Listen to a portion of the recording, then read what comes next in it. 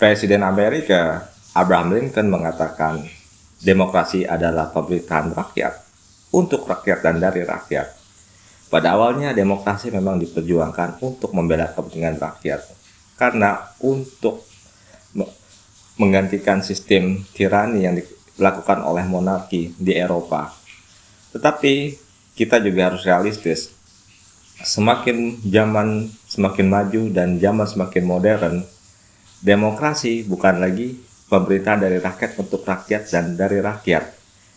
Pada dasarnya, orang-orang yang kita sebut dengan global capitalist, atau orang mengatakan dengan istilah lain, oligarki dan lain-lain, adalah pengendali demokrasi. Karena kenapa? Demokrasi adalah berbicara mengenai kepentingan saat ini. Kepentingan untuk memenangkan sebuah pertempuran besar dari sebuah tujuan yang direncanakan. Demokrasi itu berbicara mengenai uang dalam jumlah besar, uang dalam jumlah miliaran, bahkan triliunan, mungkin nanti 10 tahun lagi adalah biliunan. Demokrasi berbicara tentang pengaruh besar dari individu ataupun kelompok yang mempunyai kekuasaan besar. Demokrasi berkaitan dengan kontrol terhadap negara, jadi orang-orang yang kuatlah yang bisa mengontrol negara. Politisi belum tentu bisa mengontrol sebuah negara, presiden pun belum tentu bisa mengontrol sebuah negara, walaupun dia secara resmi dalam hukum atau legal, secara hukum dia adalah pemimpin sebuah pemerintahan atau pemerintahan sebuah negara. Demokrasi akan dikendalikan oleh banyak orang yang mempunyai uang dan pengaruh yang kuat. Kelompok itu bisa besar dan kelompok itu bisa kecil, tetapi intinya adalah mereka yang mempunyai kekuatan luar biasa untuk mengendalikan sebuah negara.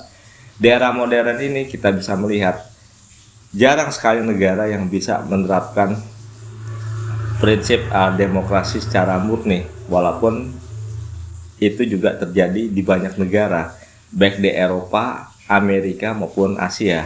Jadi demokrasi pada era modern itu lebih berbicara mengenai kepentingan politik yang dipengaruhi oleh kepentingan jangka panjang dari sebuah kelompok.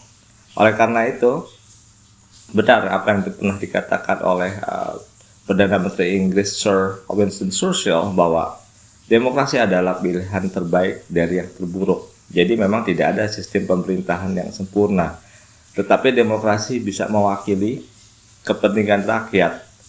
Walaupun saat ini lebih banyak mewakili kepentingan para penguasa. Penguasa itu bisa juga pengusaha, itu juga bisa mereka orang-orang akademisi yang punya kepentingan dan lain-lain.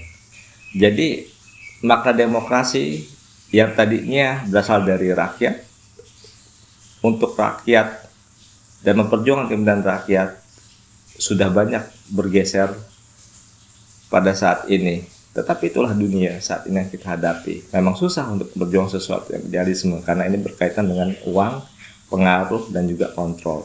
Saya Septian Darto dari Global Strategis mengucapkan terima kasih banyak.